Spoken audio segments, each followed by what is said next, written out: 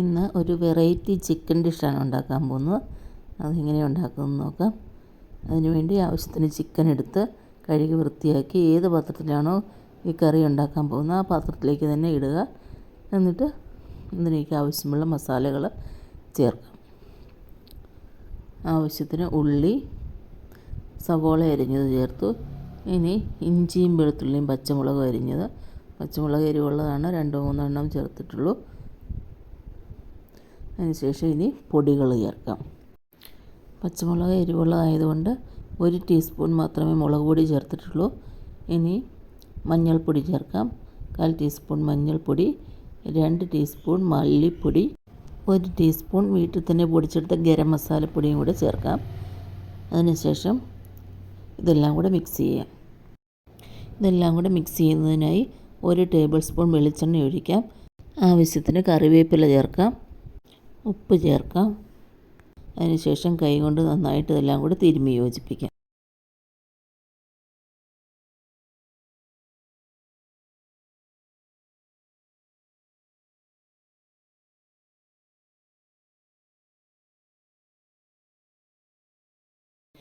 നന്നായി കൈകൊണ്ട് തിരുമ്മി യോജിപ്പിച്ചതിന് ശേഷം നമുക്കിത് അടുപ്പിൽ വയ്ക്കാം. എന്നിട്ട് ഇത് മൂടി വയ്ക്കാം. ചെറുതീയിൽ കുറച്ച് നേരം മൂടി വയ്ക്കാം. കുറച്ച് സമയം കഴിഞ്ഞ് നമുക്ക് തുറന്ന് നോക്കാം. 5 മിനിറ്റ് ഇത് ചെറുതീയിലിരുന്നതിന് ശേഷം തുറന്ന് നോക്കി. അപ്പോൾ ചിക്കനകത്തുനിന്ന് വെള്ളമൊക്കെ ഇറങ്ങിയിട്ടുണ്ട്. ആവശ്യത്തിന് വെള്ളമൊക്കെ ഇറങ്ങിയിട്ടുണ്ട്. ഇനിയും കുറച്ച് നേരം കൂടി നമുക്ക് ഇത് ഇളക്കിയതിന് ശേഷം കുറച്ച് നേരം കൂടെ മൂടി വയ്ക്കാം.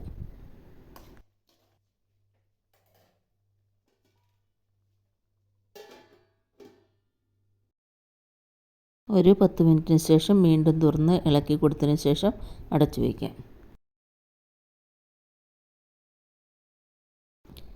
വീണ്ടും ഒരു 5-6 മിനിറ്റിന് ശേഷം തുറന്ന് നോക്കിയപ്പോൾ വെള്ളമൊക്കെ നന്നായിട്ട് വറ്റിയിട്ടുണ്ട്, നന്നായിട്ട് വെന്തിട്ടുണ്ട്. ഇനി ഇതിലേക്ക് കുറച്ച് കുരുമുളക് പൊടിച്ചത് ചേർക്കാം. എരിവ് നോക്കിയിട്ട് വേണം ചേർക്കാൻ. ഒരു ടേബിൾ സ്പൂൺ കുരുമുളക് പൊടിച്ചത് ചേർത്തിട്ടുണ്ട്. അത് ചേർത്ത് നന്നായിട്ട് ഇളക്കാം.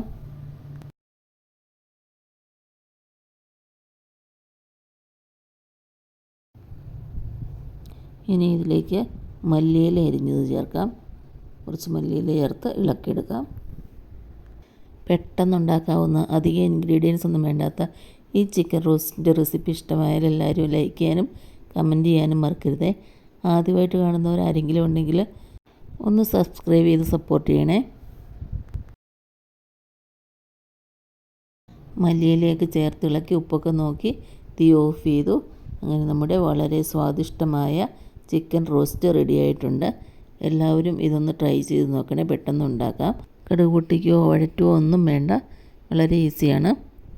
അപ്പോൾ എല്ലാവരും ട്രൈ ചെയ്യണേ. ബായ്.